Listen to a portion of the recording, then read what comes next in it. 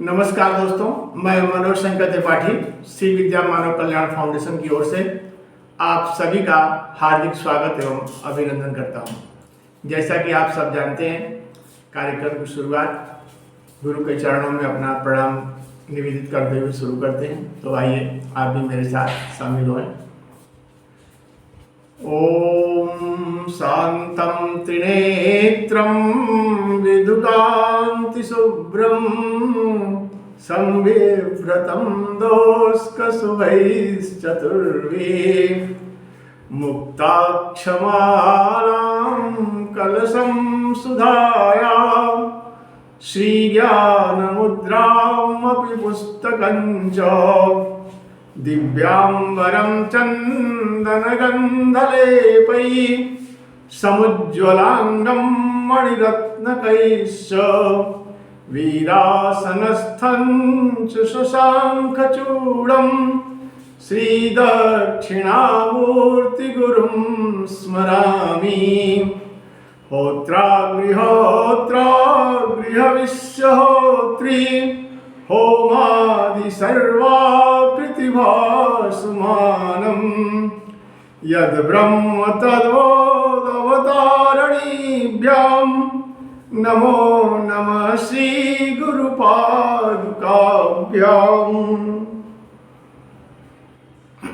दोस्तों, एक बार फिर से आप सभी का इस विशेष क्रम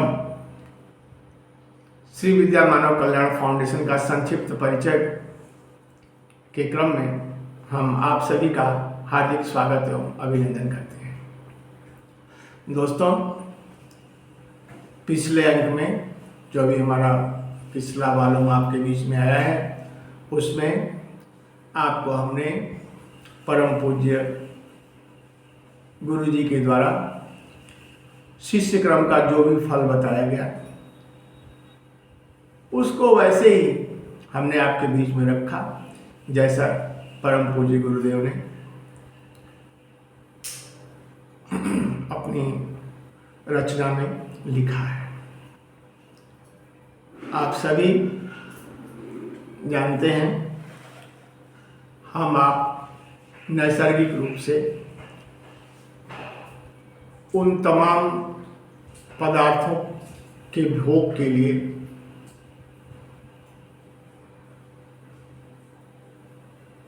उसके उत्तराधिकारी हैं। गुरु जी की पुस्तक दो खंड में है। एक है सपर्या और एक है उसका दूसरा अंग। जो सपर्या है उसमें सभी सुखों का विलास, यानी आप दैनिक जीवन में पूजा पाठ के क्रम को कैसे करें कि आप जो है आपके जीवन में सभी सुखों का विलास प्राप्त हो सके, इसकी विस्तार से चर्चा है। दोस्तों, कुछ शुरू करने से पहले आइए हम भगवती की वंदना करते हैं, फिर आगे की चर्चा आरंभ करें।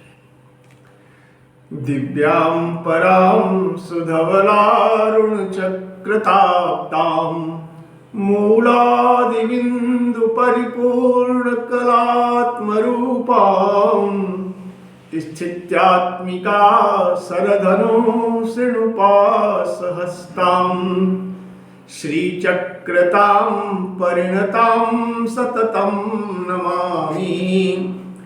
भूपूषवृत्तकमथेन्दुकलारविन्दम् अष्टारकञ्चमनुकोणमथो दशारम् दिक्कोणकञ्च गजकोणमथ त्रिकोणम् वन्दे च बिन्दुसहितं परयन्त्रराजम् कोटीर्यकान्तिरुचिरां मणिरत्नवस्त्रां श्रीखोडशी स्मृतमुखी धृतचन्द्रचूडां पाशाङ्कुशेक्षुकुसुमाङ्कितपाणिपद्मां वन्दे महाशवविनिर्मितपञ्चसंस्थानम् रेखा दोस्तों, आप सभी ने पिछला देखा, उसमें हमने विस्तार से आपके बीच में चर्चा किया शिष्य क्रम के बारे में, शिष्य क्रम की साधना कैसे करें ताकि जो भी संपदा है जिसके कि आप उत्तराधिकारी हैं, जिसके भोग के आप उत्तराधिकारी हैं, वो भोग आपको प्राप्त हो सके। शिष्य क्रम की दीक्षा का जो विधान है उसका मुख्य उद्देश्य यही है, क्योंकि जब तक आपका मन भौतिक सुखों में उलझा हुआ है आप आगे के क्रम में नहीं बढ़ सकते। अतः यह आवश्यक है कि सबसे पहले शिष्य की जो जबरदस्त इच्छा है भोग विलास की, उसके तरफ से उसको सब कुछ प्रदान कर दिया जाए ताकि वो उससे उन्मुक्त होकर के अपनी आगे की यात्रा जो मोक्ष की है, जो शिव की है, उस ओर अग्रसर हो सके। तो इस क्रम में जो भी शिष्य क्रम में जो भी छात्र आते हैं, जो भी शिष्य आते हैं, उनको दीक्षा इसी उद्देश्य से दी जाती है। पंचदशी विद्या का मूल उद्देश्य यही है कि वो सारे उपाय आप करें, उसकी साधना करें जिससे आपके जीवन में सुख, संपदा, वैभव का विलास आ सके। किंतु दोस्तों, इसके लिए आवश्यक है आपके पास पात्रता हो। जब तक पात्रता नहीं होगी तब तक आप उसके सम्यक उत्तराधिकारी नहीं बन पाएंगे। इसलिए अगर कोई बाधक है तो पात्रता। इसलिए शिष्य बनने से पहले, शिष्य क्रम में आने के पहले पात्रता के लिए क्या क्या होना जरूरी है, किन उपायों को आप करें कि आपका जो बर्तन है ना उसमें अधिक से अधिक वो समाहित हो सके। इसके लिए आपको ढेर सारी चीजों को हटाना पड़ेगा। वो कौन सी चीज है जो कि आपके उस मार्ग में बाधक है? ये बेहतर है कि हम लोग शुरू में ही उसको समझ लें, तो हम लोग जो करना चाहते हैं उस कार्य की ऊंचाई में पहुंचने में हम लोग को काफी सुविधा हो जाएगी। क्योंकि जो हमें प्राप्त होना है उसके लिए आवश्यक है, एक तो है कि मानसिक स्थिति, हम उस चीज को लेने के लिए तैयार जैसा कि अगला देना चाहता है। क्यों? क्योंकि अगले ने हमें नैसर्गिक रूप से उसका उत्तराधिकारी बना के भेजा है। दोस्तों,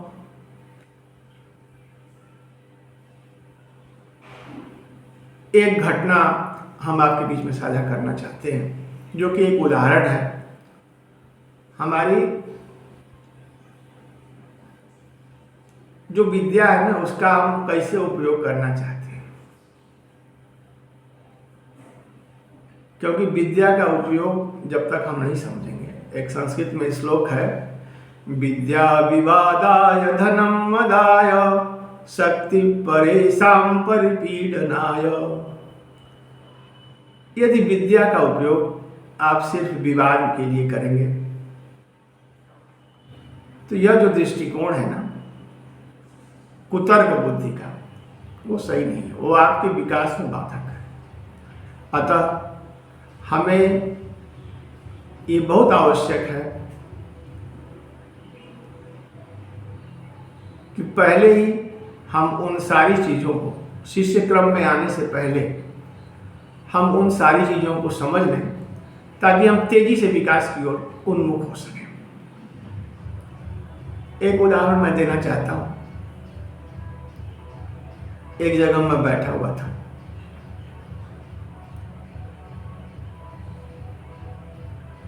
2-3 लोग थे, तो कुछ ऐसे ही चर्चा बैठने पर शुरू हो जाती है। कुछ लोगों ने अपना शुरू कर दिया। तो जानना तो चाहते थे, किंतु उनके मन में ना पहले से एक दुराग्रह बना हुआ था, हर चीज को सिर्फ कुतर्क। तो शुरुआत उन्होंने किया, सुने तो उन्होंने अपने तर्क में दिया कि जब हम पूजा पाठ करते हैं तो जो तमाम तरह का दीप, हवन सामग्री इत्यादि का उपयोग करते हैं, उससे बड़ा प्रदूषण फैलता है।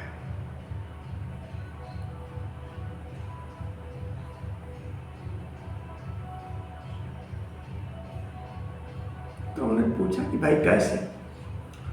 तो उन्होंने कहा कि भाई पहले आप बताएं साहब। मैंने कहा नहीं भाई, हमको तो कोई जानकारी नहीं है, क्योंकि आप कह रहे हैं तो आप बताएं कैसे प्रदूषण फैलता है। तो उन्होंने कहा कि आप कमरे को बंद कर दीजिए, फिर देखिए।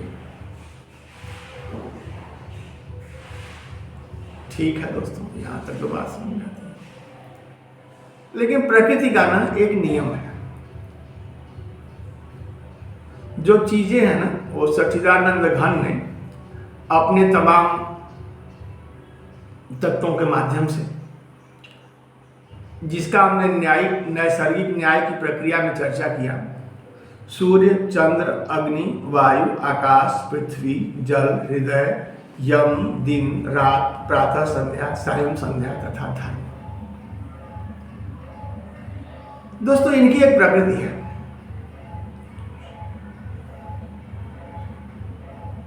यदि आप ध्यान से देखें, सूर्यदेव हमारे आपके बीच में अनवरत ऊर्जा का संचार करते रहते हैं। चंद्रदेव शीतलता प्रदान करते रहते हैं। अग्निदेव दाहकता प्रदान करते हैं, जिससे हम आप बैठ न जाएं। वायु, आकाश, पृथ्वी, जल, हृदय, यम, दिन, रात, प्रातः, संध्या तथा धर्म, ये सब हर व्यक्ति के अंदर कुछ न कुछ गुण है। गुण के अनुसार उसका धर्म है, उसकी प्रकृति है, आप उसको नहीं बदल सकते। और जब परमपिता परमेश्वर ने इन तत्वों को सृष्टि में बिखेरा, तो उसके लिए उन्होंने इन चीजों की रचना की सर्वप्रथम, ताकि जो भी चराचर प्राणी हैं उनमें अनवरत संचार होता है। तो जब से रचना हुई, तब से ये जो सारे देवता हैं, हम क्या करते हैं, क्या सोचते हैं, कितना ग्रहण करते हैं, ये सब पर देवता विचार नहीं करते, क्योंकि उनका काम ही सिर्फ देना। तो अपना वो निरंतर 24 घंटे अहर्निश लगे रहते हैं। ऐसे में क्या है कि एक बहुत घना जो आवरण है ना, वो इस सृष्टि में व्याप्त हो जाता है।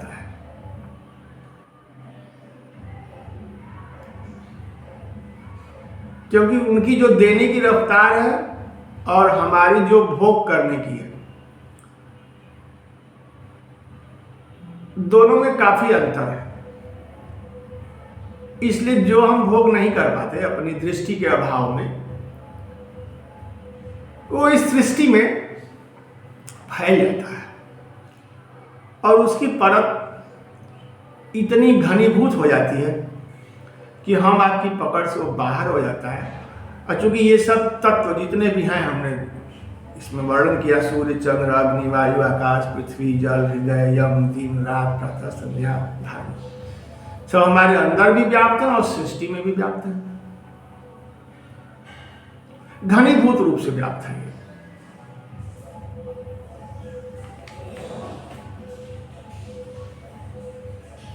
तो यह आवश्यक हो जाता है कि हम थोड़ा देर के लिए इनका जो घनत्व है ना, उसको थोड़ा हल्का करें। उसको जो हल्का करेंगे तो जो हमारे अंदर का उसमें थोड़ा उभार आता है और फिर हम उसको सहजता से धीरे धीरे लेना शुरू कर देते हैं। तो उसको हटाने के लिए ना, हमारे यहाँ एक विधि जो कि बहुत कम प्रदूषण और जो प्रदूषण भी होता है तो उससे एक पॉजिटिव एनर्जी पर्यावरण में जाती है। जैसे हवन सामग्री आप देखें तो जो तमाम चीजें हैं ना उसमें वो प्योरीफायर का काम करती हैं और थोड़े देर के लिए जो लेयर है उसको रोक देती हैं। जब रोक देती हैं तो हमारे अंदर जो है वो फैलता है। आसपास जब अग्नि जलती है ना, जब अग्निदेव प्रकट होते हैं तो आसपास एक अपना वो उष्मा से एक घेरा बना देते हैं। तो क्या है कि जो उधर से एनर्जी आ रही है, जो नेचुरल एनर्जी के स्रोत हैं, उनकी रफ्तार चूंकि बहुत ज्यादा है तो ये आवश्यक हो जाता है कि हम अपनी एनर्जी देखने के लिए थोड़ा देर उसको ब्रेक करें। तो उसको ब्रेक करने का ये साधन है दोस्तों, न कि ये बाधक है। और जितना उसको रोकते हैं उतना ही वो अग्निदेव जो है, जो उसमें सामग्री पड़ती है ना, उतना ही उसमें वो उसका पूर्ति कर देते हैं।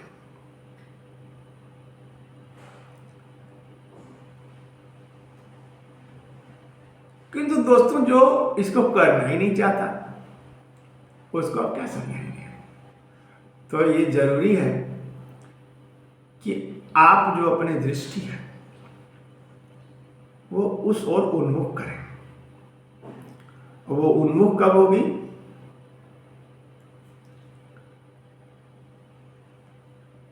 कबीरदास की एक पंक्ति है।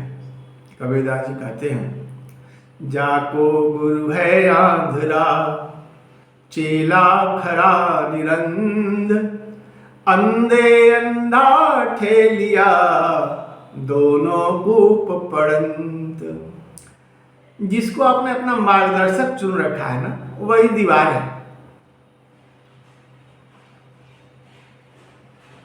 ऐसे आप जितने अंत पंथ आपने बना रखे हैं ना, वो एक दीवार हो गया है। तो क्या है, जब तक आप उस जो घिसी पिटी दीवार है ना उसके बीच में अपने आप को कैद रखेंगे, तब तक आप उन्मुक्त हो उसका जो है रसास्वादन नहीं कर पाएंगे। इसलिए श्री विद्या मानव कल्याण फाउंडेशन अपने उस परम पवित्र ध्येय के साथ, अमंत्रम अक्षरम नास्ति नास्ति मूलम अनौषधम, अयोग्य पुरुषो नास्ति योजकस्तत्र दुर्लभ, इस महान उद्घोष के साथ आपको एक दृष्टि देता है।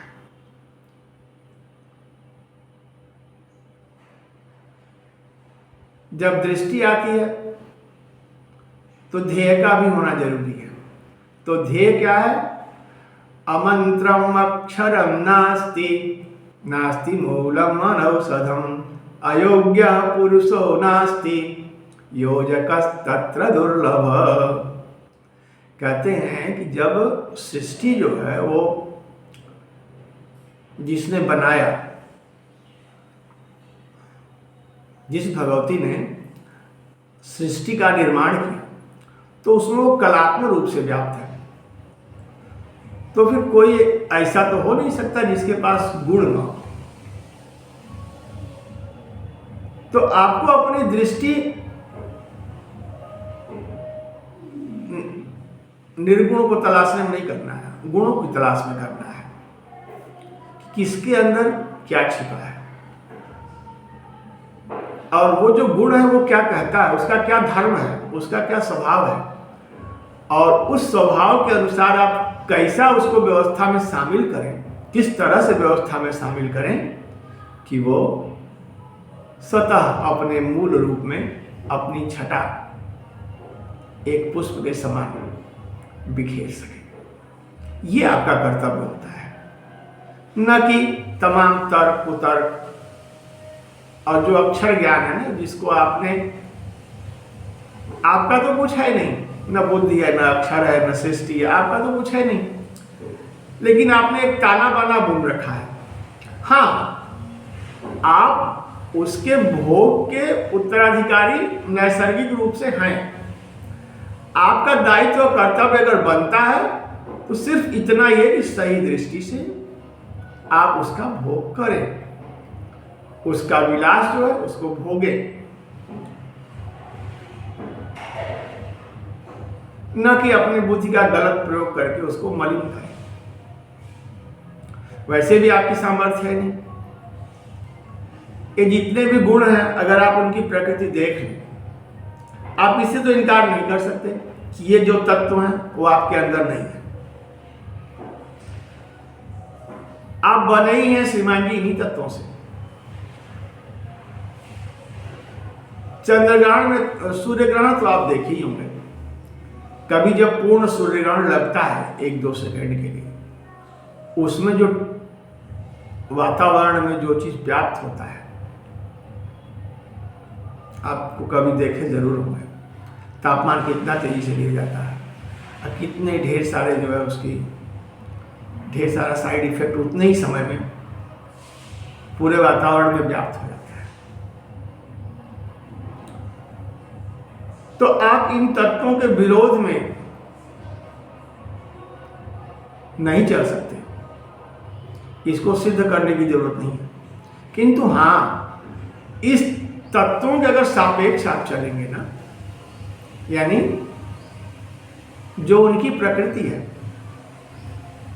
उनकी प्रकृति क्या है कि जितने भी देवता हैं बिना रुके, निरंतर, बिना किसी भेदभाव के समस्त सृष्टि में अपना कार्य, अपने गुणों का जो है वो बिखराव करते रहते हैं।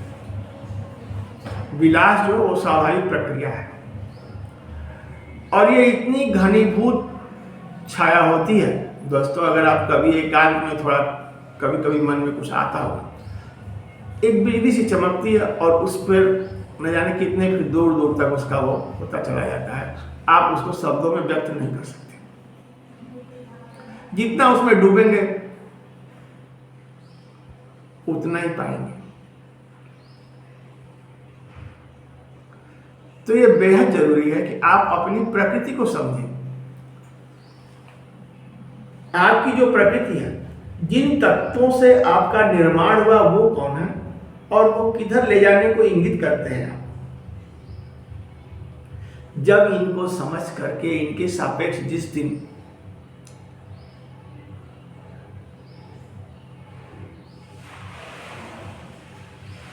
हमारी आबादी आज कितनी है, शायद हम लोग अब चीन को पीछे कर चुके हैं दोस्तों। इतनी आबादी, मैं आबादी का बहुत पक्ष नहीं ले रहा, ये एक उदाहरण दे रहा हूं कि आबादी का मतलब क्या है, गुण है। हर व्यक्ति के अंदर गुण छिपा हुआ है, फिर भी आप अगर उसका उपयोग नहीं कर रहे हैं, उसको छोड़ दे रहे हैं, तो ये आपकी कमी है ना।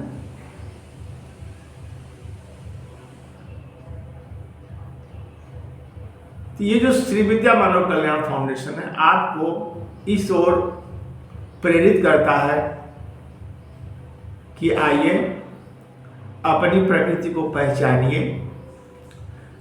और पहचानेंगे कब? जबकि आपका परिचय सही साहित्य से होगा। कहते हैं ना, साहित्य समाज का दर्पण है। तो जैसा साहित्य आप पढ़ेंगे वैसा ही जो है आपका समाज बनेगा, क्योंकि साहित्य बना ही है समाज के सबके हित को ध्यान में रख करके। तो हमारा जो साहित्य है,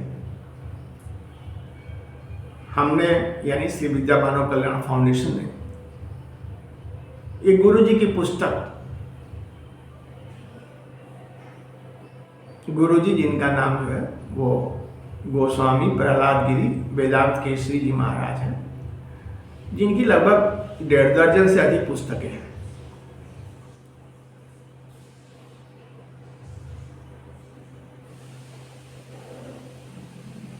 उनके माध्यम से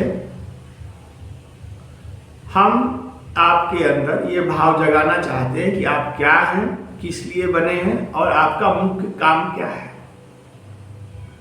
दोस्तों, जब आप ये निर्धारित कर लेते हैं ना, तो आपकी जो प्रगति है ना वो बहुत आसान हो जाती है।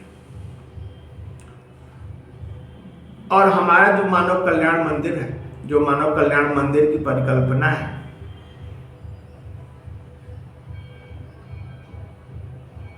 उसके साकार होने का रास्ता भी आपसे गुजरता है। मुझे पता नहीं था। हम लोगों ने एक स्फटिक श्रीयंत्र की स्थापना का लक्ष्य रखा था, लेकिन उसका क्या नाम रखेंगे यह पता नहीं था। अचानक लेखनी टिक गई और लेखनी ने जो लिखा, श्री विद्या मानव कल्याण मंदिर, मैं भी स्तब्ध रह गया कि ये मैंने क्या लिख दिया। बहुत देर तक मैं सोचता रहा, फिर मैंने कहा वाह, ये तो मेरी कल्पना से बाहर है।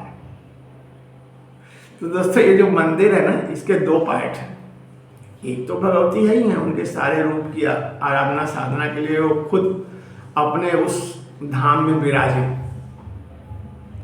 जिनकी छाया में हम सब फले फूले बढ़े, और वो तमाम भोग जो उन्होंने सृष्टि में सहज भाव से दे रखा है और हमको नैसर्गिक उत्तराधिकारी बना रखा है, जितने भी चराचर प्राणी हैं उसका भोग करें। उसमें तो कोई दो राह ही नहीं है। तो हमारी जो प्रथम क्रम की साधना है श्री विद्या मानव कल्याण मंदिर में, शिष्य क्रम, तो हम ये चाहते हैं कि आप उससे जुड़ें और अपने अंदर की जो भी गलत या नेगेटिव चीज़ें हैं उसको निकालें, हमारे साहित्य से परिचित हों और उसको सही रूप में लेते हुए हमारे श्री विद्या मानव कल्याण फाउंडेशन में अच्छे ढंग से कार्य करते हुए अपना भूत भविष्य और वर्तमान, क्योंकि ये जो विद्या है ना, ये तीनों को सुधारने वाली है। अब आप सोच रहे हो कैसे? जब आप अच्छा काम करते हैं ना, तो जो आपके पहले आए चले गए, आपकी माया दृष्टि में वो चले जाते हैं, लेकिन वो जो सत्ता है ना, सत्ता कभी मरती नहीं है। तो पितृ की एक अपनी सत्ता है जो कि आपको सुख संपदा देने के हमेशा फिराक में रहती है। जैसे ये सब तमाम देवता है, वैसे पितृ देवता भी जो है ना, वो आपको ये चाहते हैं कि आप कब उनके मनोनुकूल आचरण करें और वो आपको सारी संपदा उठा के दे दें। सब देने ही वाले हैं, लेकिन दोष क्या है? दृष्टि का है। आप लेना ही नहीं चाहते, आपने अपना जो पात्र है ना उसको पलट के रख दिया है। तो ये बहुत आवश्यक है कि आप उस चीज को समझें और अपना जो दायरा है उसको बढ़ाएं, अपनी पात्रता को बढ़ाएं और जिस भोग के आप नैसर्गिक रूप से उत्तराधिकारी हैं उसे आप प्राप्त करें। इसमें श्री विद्या मानव कल्याण फाउंडेशन आपका आध्यात्मिक, भौतिक और एक जो तीसरी अवस्था होती है उसमें भी आपकी प्रगति का मार्ग प्रशस्त करेगा। ये मेरा दृढ़ संकल्प और विश्वास दोनों ही है, क्योंकि इसके पीछे जो शक्तियां काम कर रही हैं वो एक तो वो महान शक्ति, मैं उसको निरंतर प्रणाम करता हूँ, जो कि दोस्तों मेरी धारणा ही बदल गई। पहले मैं ये सोचता था कि जो घाट पे गया वो गया। मैं भी थोड़ा अपने आप को नास्तिक कहता था, क्योंकि नास्तिक हर आदमी होता भी, जब तक आपको अस्तित्व का बोध न हो स्वाभाविक है आप नास्तिक ही होंगे तमाम तरह के उसको जानने के लिए। अनजाने में भी आप तर्क करते हैं ना, तो उस चीज को समझने के लिए, जानने के लिए ही करते हैं। तो दोस्तों, मैं उस विभूति को प्रणाम करता हूँ, नमन करता हूँ और यह आश्वस्त भी करता हूँ कि जिस कल्पना के साथ उस भूमि में जो शिव का क्षेत्र है, जहाँ से सत्य अंतिम रूप से स्थापित होता है, मुझे जो प्रेरणा मिली मैं उसको कभी नहीं भूल सकता। और मुझे बहुत आनंद की अनुभूति होती है कि मैं इतना धनी हूँ, किसी ने मुझे इस योग्य समझा और अपनी वेदना प्रकट की। आप पिछला अगर वीडियो नहीं देखे होंगे तो अवश्य देखिए, क्योंकि वो बहुत ही मार्मिक है। और जो पंक्तियां मेरे अंतर्मन में उन सीढ़ियों पर धनु थी, जिसका वो अग्नि भी साक्षी है, और वो घाट जहां पे सारी घटना घटी,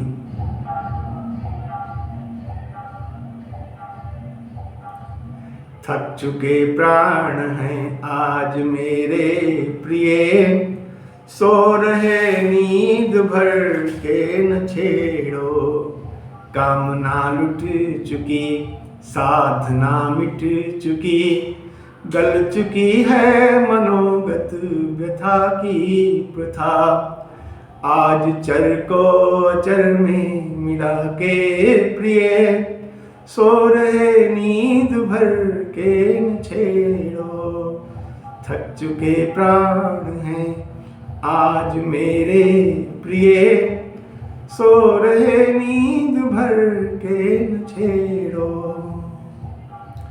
कोई भी जो वेदना है ना, भले ही व्यक्तिगत हो, लेकिन इस सृष्टि में कोई भी व्यक्तिगत नहीं है। समस्त घटना समस्त सृष्टि की है, क्योंकि जो सृष्टि है ना, वो बस एक ही है, जिसके विलास में हम आप इतनी बड़ी सृष्टि देखते हैं। जिसको पाना ही हमारा ध्येय है, वही हमारा परम धाम है, वही हमारा लक्ष्य है। तो दोस्तों, आज भी मेरा मन पुलकित हो उठता है कि हम उस दिव्य चेतना के कृपा पात्र बने, और आज गुरु जी की कृपा से ये जो फाउंडेशन है, मानव कल्याण फाउंडेशन, उसमें मुझे अहम रूप से कार्य करने का अवसर भी मिला। शायद अगर ये प्लेटफॉर्म मुझे नहीं मिलता तो मैं उस दिव्य चेतना का जो भव्य स्वरूप मैंने देखा, पता नहीं आत्म साक्षात्कार का क्या होता है क्या नहीं, ये तो मुझे नहीं पता, लेकिन मैंने जिस दिव्य चेतना का साक्षात्कार किया, और दोस्तों मुझे अनवरत सौभाग्य प्राप्त हुआ। यानी हम लोग के उसमें 13 दिन तो कार्यक्रम चलता ही है, तो जहाँ कार्यक्रम था वहाँ मैं नहीं रहता था, लेकिन मैं नित्य आता जाता था। मैं आपको बता दूं कि लगभग 2-2:30 बजे के आसपास रात्रि में एक टिमटिमाता हुआ छोटा सा प्रकाश का अंश नित्य आता था। आने के बाद वो अपनी छटा बिखेरता था, फिर कुछ उसमें से निकल के ध्वनित होता था। वो आनंद, वो आह्लाद, वो स्नेह निश्चित रूप से मुझे तो प्रेरणा देता ही है। इस संस्था से जुड़ने के बाद वो चेतना आपको भी सदैव उसी तरह से प्रेरित करे लगी रहे, क्योंकि उसका मानना ही था, उसका जीवन का जो लक्ष्य था, चरई हुई थी। दोस्तों, वो एक ऐसी दिव्य चेतना थी जो नैसर्गिक न्याय की प्रक्रिया है उसका अपने आप में पालन करती थी, और उसकी दिव्य इच्छा थी कि कुछ ऐसा हो जिससे कि सभी लोग लाभान्वित हो। तो आज उसकी अपनी दिव्य इच्छा, गुरु जी का आशीर्वाद, माँ भगवती की कृपा, ये सब मिल करके एक साथ जो रूप लिया श्री विद्या मानव कल्याण फाउंडेशन का, वो आपके बीच में है। और उसी इच्छा और दृढ़ शक्ति के साथ जो एहसास हमने किया, हम चाहते हैं आप भी सारी चीज़ों को छोड़ दें, थोड़े समय के लिए चिंतन करें। यदि आप कहीं से भी एक अंश भी मेरे बात में सत्यता दिखती हो,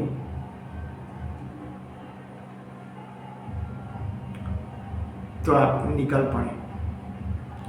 और अपना एक ध्येय, एक लक्ष्य बना ले।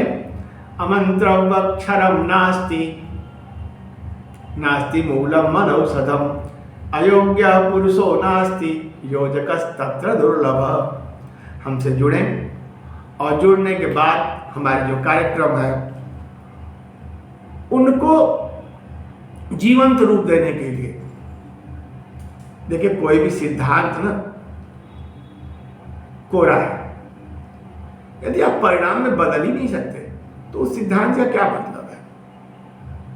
तो हम सिद्धांत को परिणाम के रूप में बदलने के लिए आपके बीच में श्री विद्या मानव कल्याण फाउंडेशन उपस्थित हुआ है।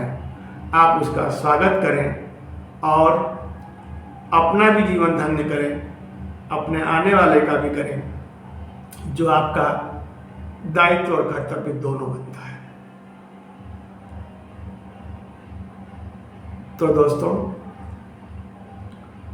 मुझे विश्वास है कि अब आप हमारी बात समझ चुके होंगे और इस पर आप चिंतन अवश्य करेंगे और अपने पूरे जोशो खरोश के साथ श्री विद्या मानव कल्याण फाउंडेशन के साथ खड़े हुए, हमारे साथ दृढ़ संकल्प लें। आज से जीवन अगर मैं जीऊंगा अपने गुणों के लिए जीऊंगा, जो मेरे गुण कहते हैं,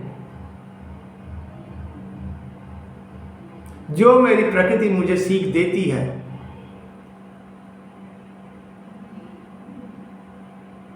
मैं उसका पालन करूंगा और वही मेरा जीवन बनेगा। ऐसा दृढ़ विश्वास लेकर आप निकल पड़े। फिर वो दिन दूर नहीं जबकि हमने एक कविता आपको सुनाई थी ना, मानव का सर्वोच्च धर्म यह बने उच्चतर सुंदर और बनाए निज संतति को अधिक मनोज्ञ महत्तर। यूं क्रम से बढ़ते बढ़ते नर कभी स्वर्ग छू लेगा, फिर सचमुच नई सदघर घर में प्रिय ईश्वर खेलेगा। दोस्तों, इस धराधाम पे उतरकर आप दृढ़ संकल्प के साथ अब तक आपने जो भी जिया, जो भी देखा, उसको भी आप कसौटी में परख लीजिए और मेरे फाउंडेशन का जो ध्येय है, जो लक्ष्य है, जो अटल है और आने वाले समय में आपके बीच में बिखर के रहेगा, जिसका विलास पूरी सृष्टि में होकर रहेगा, उसकी ओर ध्यान दें, उसकी आवाज को सुने और उसका साथ दें। दोस्तों, इसी के साथ आइए अब हम भगवती की आराधना करते हैं और उसके बाद अपनी वाणी को विराम देंगे।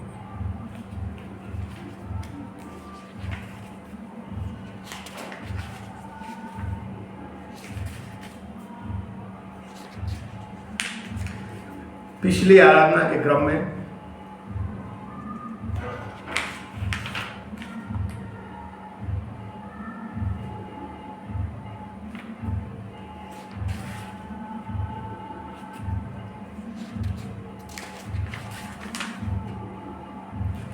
हमने कामदेव के स्वरूप का वर्णन किया था। बंदूक खट्वांगधरम मनोज्ञम पुष्पेक्षुको दंडधरम द्विहस्तम ईशान संस्थम कुसुमादिभूष्यम प्रत्यान्वितम काममहं स्मरामि। ये ईशान में स्थित है जो कामदेव का स्वरूप है।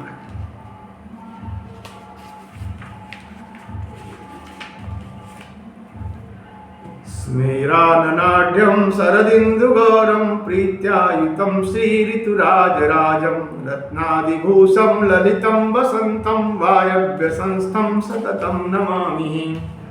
श्रीपद्मालाङ्कितदिव्यदेहो स्मेराननाब्जौ वरदाभयाढ्यौ श्रीपार्श्वसंस्थौ ललितौ प्रसन्नौ तौ शङ्खपद्मनिधि स्मरामि। देवीं खण्डेन्दुचूडां मदमुदितमुखां बर्बराकेशभारां उद्बालार्कभासां कुचभरनमितां सर्वभूषाभिरामां सिंहस्कन्धाधिरूढां अभरकरामेकवक्त्रां त्रिनेत्रां श्रीद्वारेशीं प्रतीच्यां कुलजननमितां कुब्जकेशीं नमामि। सत्खट्वांग त्रिशूलभयवरनिशिरः पाशकुम्भाङ्कुशासी पात्राढ्यां सुप्रसन्नां ललितदशभुजां श्रीशरच्चन्द्रगौरीं रुद्रस्कन्धाधिरूढाम् अभिवनयुवतीं पञ्चवक्त्राभिरामां श्रीद्वारेशीं उदीच्यां स्मितमुखकमलां सिद्धलक्ष्मीं स्मरामि। दोस्तों, इसी स्तुति के साथ हम आज अपनी वाणी को यहीं विराम देते हैं। फिर मिलेंगे इस आशा और विश्वास के साथ कि आप श्री विद्या मानव कल्याण फाउंडेशन के द्वारा निर्धारित ध्येय अमंत्रम अक्षरम नास्ति नास्ति मूलम अनौषधम अयोग्य पुरुषो नास्ति योजकस्तत्र दुर्लभ, ये जो ध्येय है उसको अपना ध्येय बनाएंगे और अनवरत जिस तरह से सृष्टि में सभी देवता लगे रहते हैं, इस ध्येय की प्राप्ति के लिए आप भी सदैव बिना